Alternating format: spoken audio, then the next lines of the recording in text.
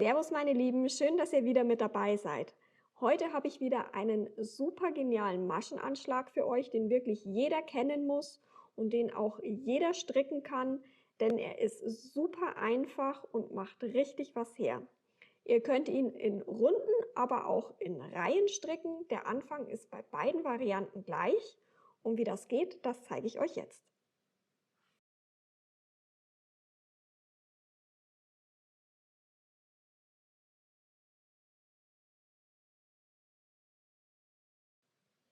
Ich zeige euch heute den Maschenanschlag mit Alpaka-Wolle. Die hat eine Lauflänge von 200 Metern auf 50 Gramm und ich stricke mit einer Nadelstärke von 3,0.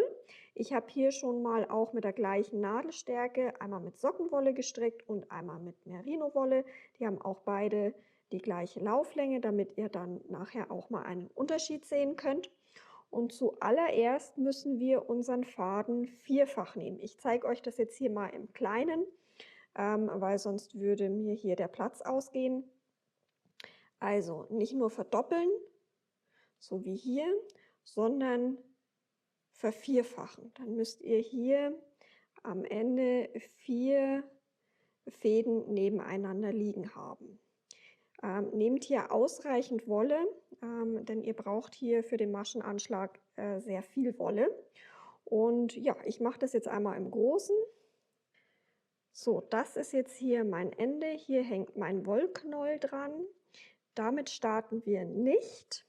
Wir starten mit der anderen Seite, wo wir diese beiden Schlingen haben. Hier mache ich einmal einen Knoten, das ist sozusagen meine erste Masche.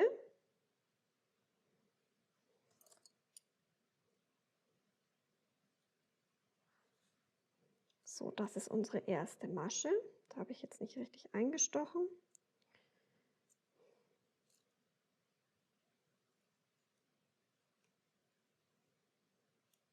So, jetzt aber. Und normalerweise würden wir ja so abstricken. Hier einstechen und den Faden holen. Das machen wir nicht. Den lassen wir komplett links liegen. Und wir legen uns den Faden über Zeigefinger und Daumen. Und ja, gehen unter dem Faden hier durch, schlingen den einmal um beide Nadeln und holen den uns hier vorne durch. Und ziehen das Ganze gut fest. Ich zeige es nochmal, über Zeigefinger und Daumen legen. Dann hier einmal eine Schlinge um die Nadel machen und festziehen.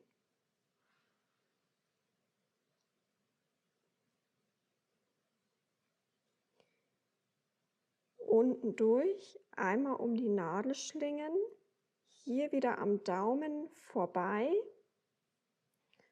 und festziehen. Zieht hier wirklich gut fest, denn sonst wird es in der nächsten Reihe oder Runde, je nachdem wie ihr strickt, doch sehr locker. Und das Muster kommt dann auch nicht so gut zur Geltung.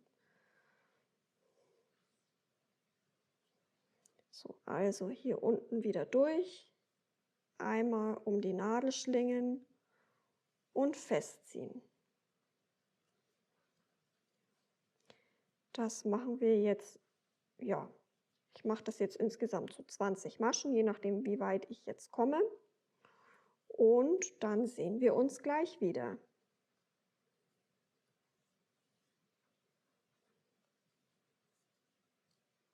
So, jetzt holen wir einmal eine Nadel hier raus und suchen uns den Faden hier, wo auch unser Knäuel dran hängt, wenden und stricken alle Maschen rechts ab.